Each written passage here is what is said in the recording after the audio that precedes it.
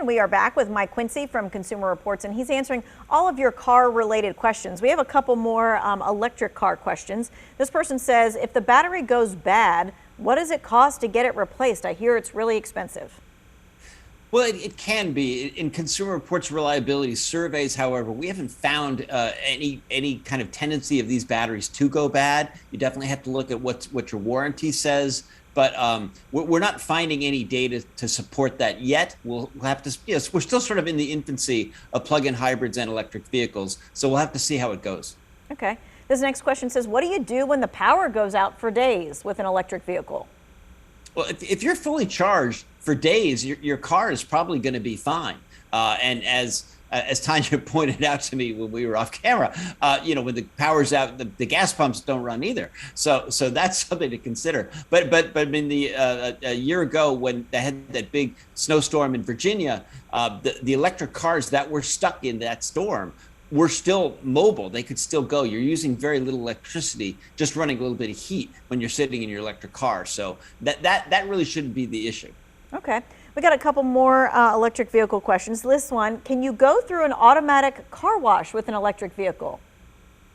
I believe you can. I personally have never done it, but I think there is a way to kind of put the transmission in neutral, which is most of the times what you have to do through an automatic car wash. But I mean, if the car is like super expensive, I mean, one of the cars, you can get plug-in electrics, Bentleys, Ferraris, and McLarens, which I wouldn't put through an automatic car wash, but that's just me.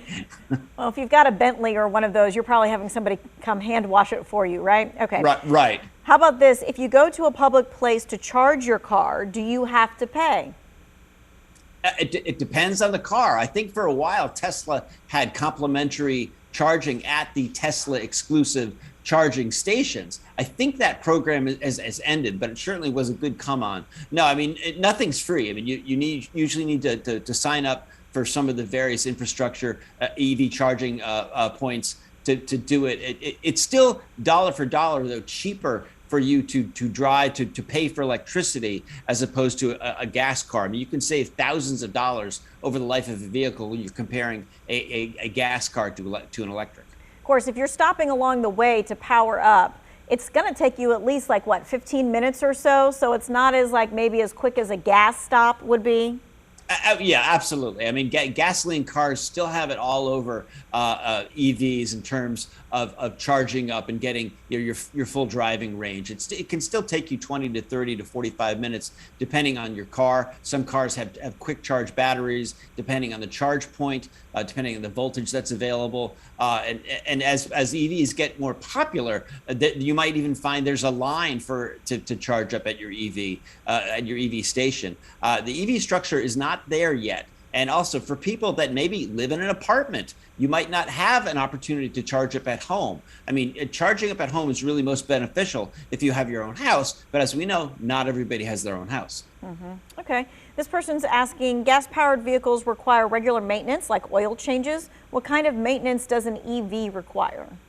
Very little. It's a great question. You'll have to replace the wear items. I mean, you'll have windshield wipers, you'll have brake pads, you'll have tires, especially tires, because these EVs tend to weigh a lot more than conventional vehicles, which is more of a burden on the tires. But Consumer Reports looked into it, and I believe, the number I have here is EVs can cost around $4,600 less over the life of a vehicle compared to a gas car to maintain. So the maintenance on most EVs is going to be very little.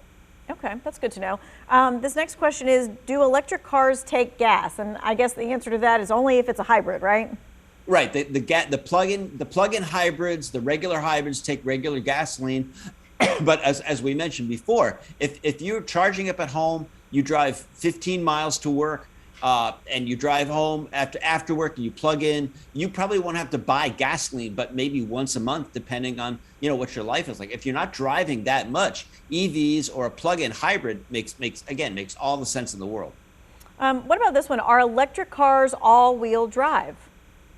Some are available with all-wheel drive. Not all of them are available with all-wheel drive. But you can check out your favorite manufacturer. I mean, manufacturers are just inundating the marketplace with plug-in hybrids as well as electric cars. It's all people want to talk about in the automotive world. So depending on what your favorite brand is, it's very likely that you'll find one with all-wheel drive.